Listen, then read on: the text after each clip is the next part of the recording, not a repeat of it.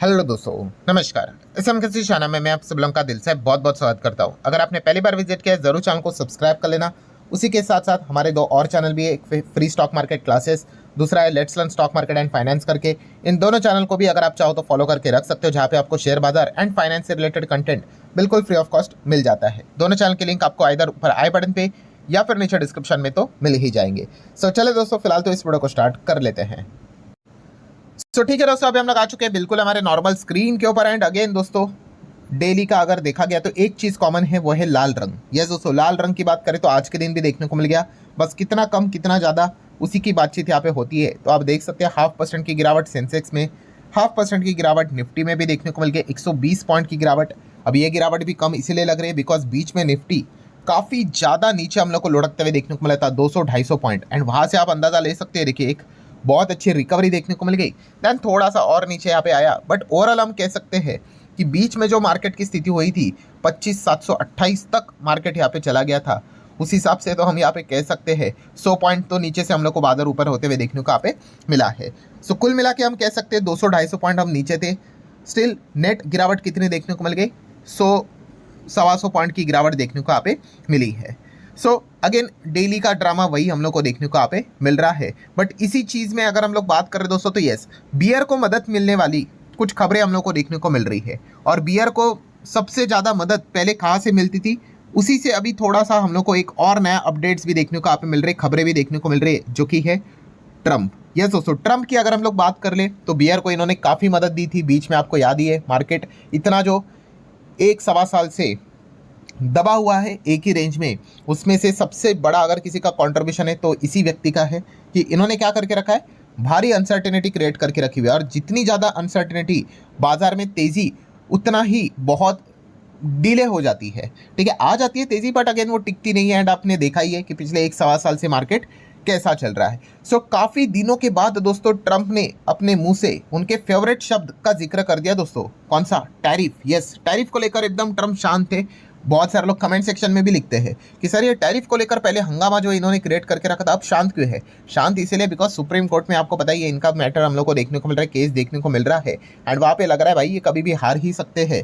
And supreme court का अगर order आया कि रिफंड करना पड़े तो लेने के देने भी यहाँ पे पड़ सकते हैं। सो इसलिए उसके बाद से लेके अभी तक टैरिफ को लेकर उन्होंने कुछ खास उतना मतलब हंगामा नहीं मचाया जितना कि पहले मचाते थे। बट अभी की अगर बात करें दोस्तों तो कल आप सभी लोगों ने देखा होगा ट्रंप ने वापस टैरिफ का जिक्र यहाँ पे किया है। और खास करके जो जिक्र किया है दोस्तों वो किसी पूरे दुनिया के ऊपर नहीं, सिर्फ भारत को लेकर उन्होंने खास करके बात की है। ऑलरेडी अगर देखा गया तो ट्रंप ने हमारे ऊपर 50% का टैरिफ लगाया, 25% टैरिफ, 25% पेनल्टी, वॉट एवर।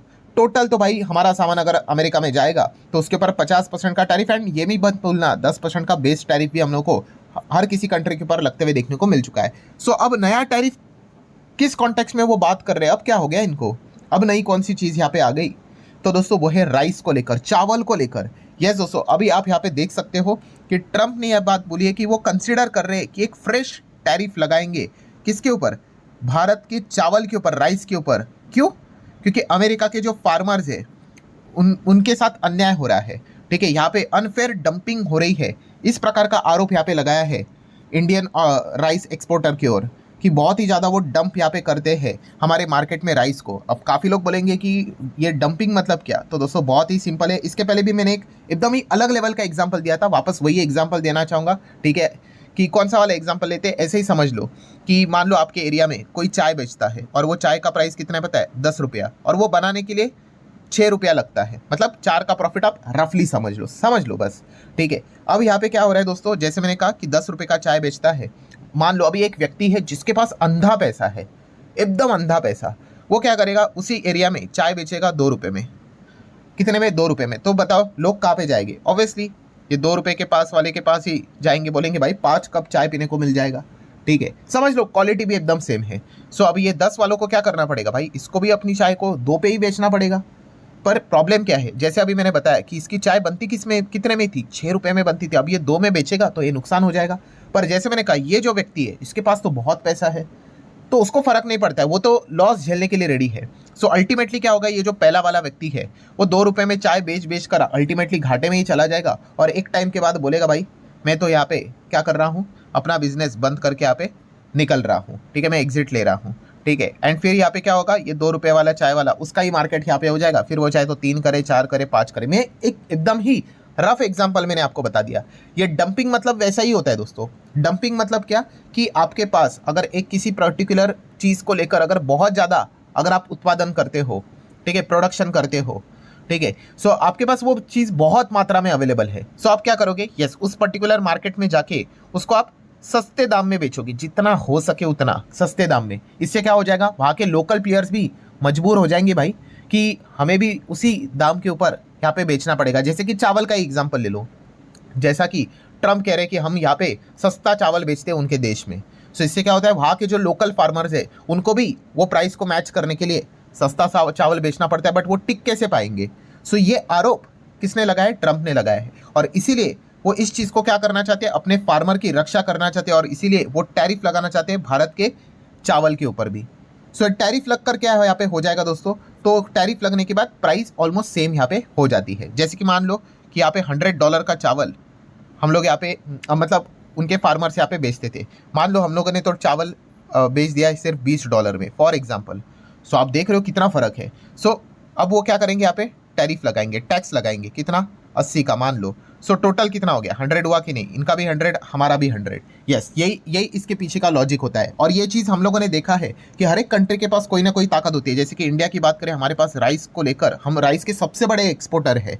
सो हम जहाँ पे चाहे ना उतना वहाँ पे राइस भेज सकते हैं, ठीक है। वैसे अगर हम पड़ोसी की बात कर ले, चाइना, चीन की, तो चाइना के पास आपको पता है मेटल को लेकर इतना ज़्यादा प्रोडक्शन करता है चाइना, दुनिया में एक्सपोर्ट करता रहता है और डंपिंग भी करता रहता है। इसलिए तो हम लोगों ने बीच बीच में खबरें भी देखी थी, 25 नवंबर की खबर है, क्या किया है कि इंडिया भी कंसिडर कर रहा है इम्पोर्ट टैरिफ किसके ऊपर, स्टील के ऊपर लगाने का बात कर रहा है, ठीक है, 11 से 12% का। क्यों, क्योंकि जहाँ पे खबर ही यही थी, टू कर्ब मतलब रुकावट लाना चीपर चाइनीज इम्पोर्ट स्टील को लेकर। सो आई होप आपको समझ में आया होगा कि डंपिंग मतलब क्या होता है। सो ट्रम्प का एलिगेशन क्या है कि इंडिया यहाँ पे क्या करता है, इंडिया के पास ज़बरदस्त राइस बनता है और वो उसको एक्सपोर्ट करता है, और हमारे देश में वो सिर्फ एक्सपोर्ट नहीं करता है, उसको जानबूझ के डंप करता है सस्ते दाम में। सो इस चीज़ को रोकने के लिए हम उनके ऊपर क्या करेंगे, एक्स्ट्रा टैरिफ यहाँ पे लगाएंगे। इसलिए वो यहाँ पे थ्रेट कर रहे हैं कि India with the fresh tariff they should not dump the rice in our market, क्योंकि हमारे फार्मर्स वहाँ पे बर्बाद हो रहे हैं, ये उनका आरोप है, ठीक है। अब इस चीज़ के चलते मान लो अगर ट्रम्प ने टैरिफ लगा दिया हमारे राइस के ऊपर, तो इम्पैक्ट क्या पड़ेगा। तो दोस्तों वो इम्पैक्ट यहाँ पे अगर आप देखोगे बहुत सारे आर्टिकल में भी ये चीज़ें देखने को मिलेगी कि ट्रम्प जो धमकी दे रहे हैं कि इंडिया के राइस के ऊपर वो टैरिफ लगाएंगे, इसका इम्पैक्ट देखा गया, ये पेन जो है ना दोस्तों, it will be failed by the US only. Yes, America को ही इस चीज़ का झटका लगेगा। ऐसा क्यों, तो इसके पीछे का लॉजिक मैं आप लोगों को बताना चाहूँगा। जैसे मैंने कहा कि अगर इंडिया की बात कर ले, हम एक्सपोर्ट करते हैं, दुनिया में सबसे ज़्यादा चावल हम ही बनाते हैं और एक्सपोर्ट भी हम ही ज़्यादा यहाँ पे करते हैं। सो हमारा नंबर 1 मार्केट देखो कौन सा है, सऊदी अरेबिया, 12.25% हम वहाँ पे चावल भेजते हैं। ईरान में 7% का भेजते हैं। देन इराक की अगर बात कर ले, वहाँ पे भी 7%। नेक्स्ट अगर देखेंगे 5.5%। नेक्स्ट देखेंगे यूएई की बात करें तो 4.5%, ठीक है। देन उसके बाद अगर आप देखोगे तो अमेरिका में केवल हम 3%, 3.25% के आसपास चावल यहाँ पे भेजते हैं, ठीक है। तो अमेरिका हमारे लिए कोई बड़ा मार्केट नहीं है कि अगर कल हमारे ऊपर टैरिफ लगा देंगे तो अमेरिका चला गया चावल के मामले में। सो हमारे चावल वाली कंपनियां एक्सपोर्ट क्या करेंगी, हम तो बर्बाद हो गए जाएंगे, उनको कोई फर्क नहीं पड़ेगा। बट वहीं पे अमेरिका की बात कर ले तो अमेरिका के लिए अगर आप चेक करोगे ना दोस्तों, तो वो जो चावल बाहर से मंगवाते हैं उसमें सबसे ज़्यादा थाईलैंड से मंगवाते हैं 54%, एंड सेकेंड नंबर पे इंडिया 26%।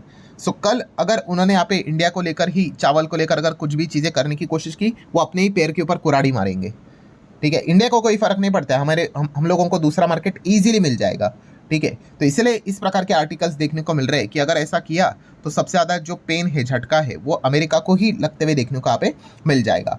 पर इसका अर्थ ये है क्या कि हम फिर सेलिब्रेट करें, हमें कोई फ़र्क नहीं पड़ता है, नहीं।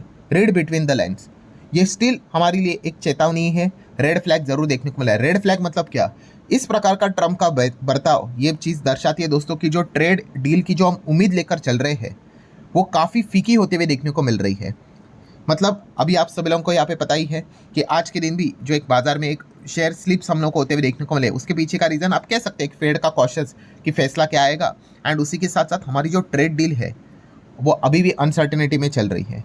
तो इस चीज़ के चलते हमारा जो लॉन्ग टर्म का जो खेल है दोस्तों वो खराब होते हुए देखने को मिल रहा है, ठीक है। क्योंकि जब तक ट्रेड डील यहाँ पे होगी नहीं, आपको पता है FIS कि यहाँ पे कंसिस्टेंसी के साथ वापसी होना ये काफ़ी मुश्किल यहाँ पे लगता है। सो इवन दो राइस को लेकर आप टैरिफ लगा दो, हमें कोई रद्दी भर फर्क यहाँ पे नहीं पड़ेगा, फिर भी बाजार थोड़ा नेगेटिव रिएक्ट करेगा, बिकॉज जो हमारा बड़ा ट्रेड डील है उसको लेकर एक नेगेटिव अप्रोच यहाँ पे जनरेट होता है कि किस प्रकार से ये चीज़ें हम लोग को, मतलब हम कैसे आगे बढ़ पाएंगे अगर इस प्रकार से हर एक चीज़ के ऊपर अगर हम एक दूसरे के ऊपर यहाँ पे ये निशाना लगाते रहेंगे। एंड आपको बताना चाहूँगा, पूरे दुनिया में अमेरिका ने सबसे ज़्यादा अगर किसी के ऊपर टैरिफ लगाया है तो एक ही कंट्री है जिसका नाम है इंडिया। यस, ब्राज़ील के ऊपर भी टैरिफ कम होते हुए देखने को मिल चुके, पाकिस्तान के ऊपर 19% के टैरिफ है और हमारे ऊपर 50%। किस बात की ये दोस्ती है पता नहीं, ठीक है, बोलने के लिए माय फ्रेंड बोला जा रहा है, बट एक्चुअल में देखा गया तो यहाँ पे ऐसा कुछ भी हो नहीं रहा है।